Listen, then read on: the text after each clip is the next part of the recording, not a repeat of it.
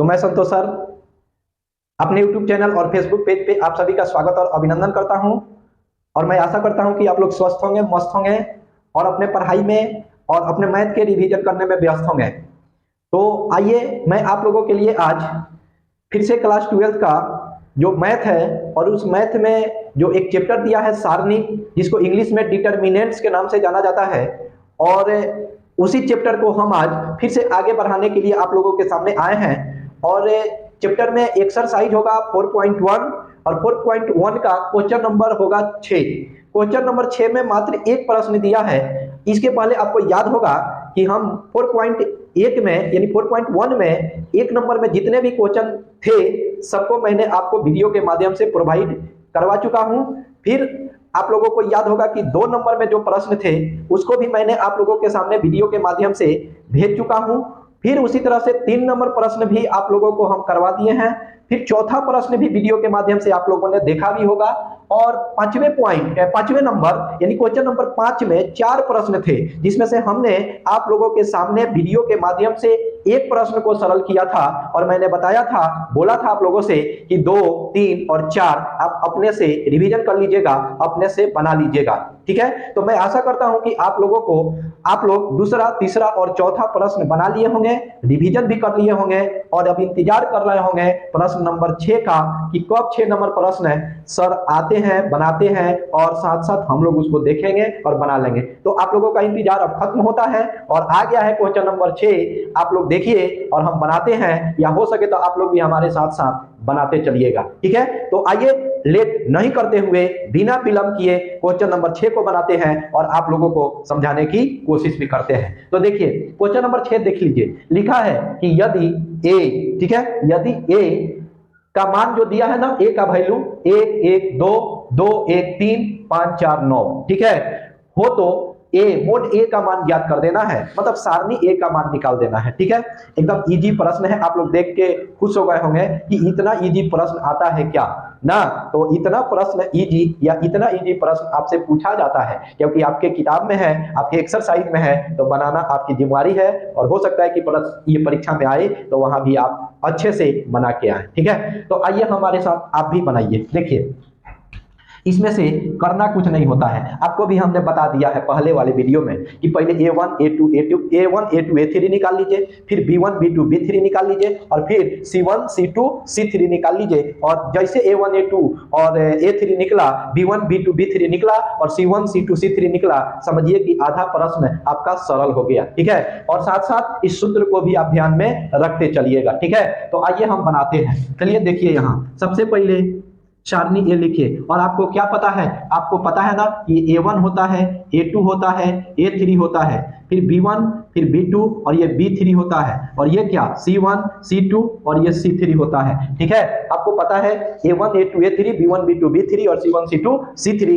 तो आपको कोई परेशानी कोई दिक्कत होने वाली नहीं है। तो बैठा दीजिए तुरंत। A1 क्या दिख रहा है, A1 के मान, A1 के मान 1 है तो लिख दीजिए 1। ठीक है, फिर यहाँ देखिए B2, तो B2 के मान आपको क्या दिख रहा है, फिर से 1 दिख रहा है तो लिख दीजिए 1। और B3, तो B3 का मान क्या दिख रहा है, 3, तो लिख दीजिए 3। इसके बाद आइए नीचे वाले पर, तो C2 दिख रहा है, C2, तो C2 कितना है 4, तो लिख दीजिए 4। इसके बाद C3, तो कितना दिख रहा है C3 9, तो लिख दीजिए 9।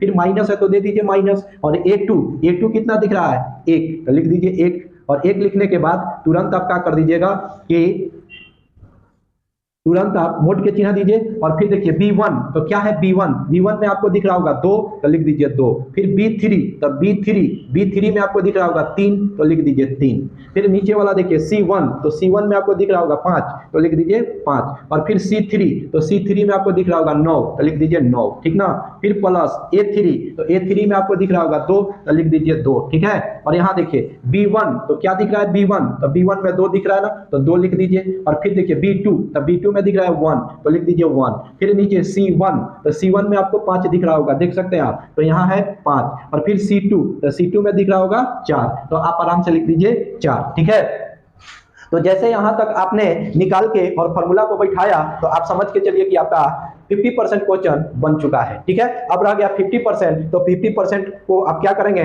केवल गुना कर देंगे। ठीक है, तो केवल गुना करिए इसके बाद वाले पार्ट्स में, तो गुना करके दिखाइए कितना आता है। तो गुना करिएगा यहाँ, तो आपका बनेगा, ठीक है, यहाँ 1 लिख दीजिए। और हमने बताया था तिरछा तिरछी गुना, ठीक है, याद है, तिरछा तिरछी गुना। और तिरछा तिरछी गुना करने के बाद जो बीच में आता है, बीच में कौन सा चिन्ह आता है, माइनस का। ठीक है, तो माइनस का चिन्ह आप लिखते चलिएगा, ठीक ना।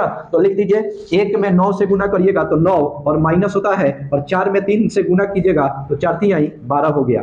इसके बाद फिर है माइनस और 1 दे दीजिए, फिर यहाँ गुना कीजिए तिरछा तिरछी, तो दूनावा 18 हो गया, और फिर माइनस होता है, और 5 3 15 हो गया। ठीक है, फिर यहाँ 2 है तो लिख दीजिए, फिर गुना कर दीजिए, तो 2 चौके 8, और माइनस 5 से कम 5। अब देखिए यहाँ तक, इसका मतलब है कि गुना वाला प्रक्रिया आपका समाप्त हो गया। अब आपको करना क्या है कि घटा लेना है, जो अंदर है ना मोड के अंदर, उसको क्या करना है, घटा लेना है। तो आप उसको घटाइए, देखिए घटाइए, तो यहाँ हो जाएगा 1, और 9 में से 12 घटा दीजिए तो माइनस में आ जाएगा 3। ठीक है, 9 3 12 होता है ना, तो माइनस में आ गया 3। फिर यहाँ माइनस 1 है, और अब लिखिए 18 में से 15 घटा के तो 3 आ जाएगा। ठीक है, और फिर यहाँ देखिए प्लस में 2 है, यहाँ घटाइए, तो 8 में से 5 को घटा दीजिएगा तो 3 को आ जाएगा। ठीक है, अब देखिए घटाव वाला भी प्रक्रिया आपका क्या हो गया, समाप्त हो गया। तो जब घटाव वाला प्रक्रिया आपका समाप्त हो जाए तो आप क्या करते हैं, अब गुना कर लेते हैं। ठीक है, तो गुना करिए, आराम से गुना करिए। देखिए, तो 1 में 3 से करिएगा तो 3, लेकिन माइनस होगा।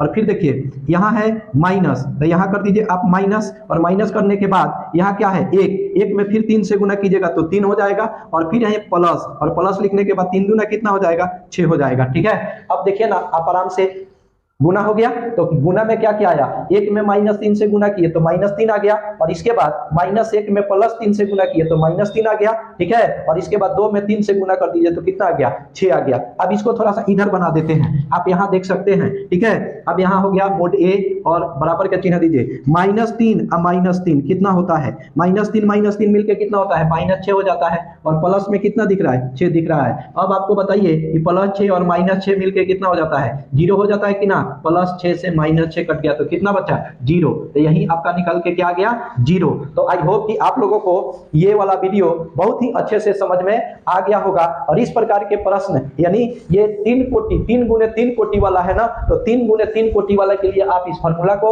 याद रखिएगा।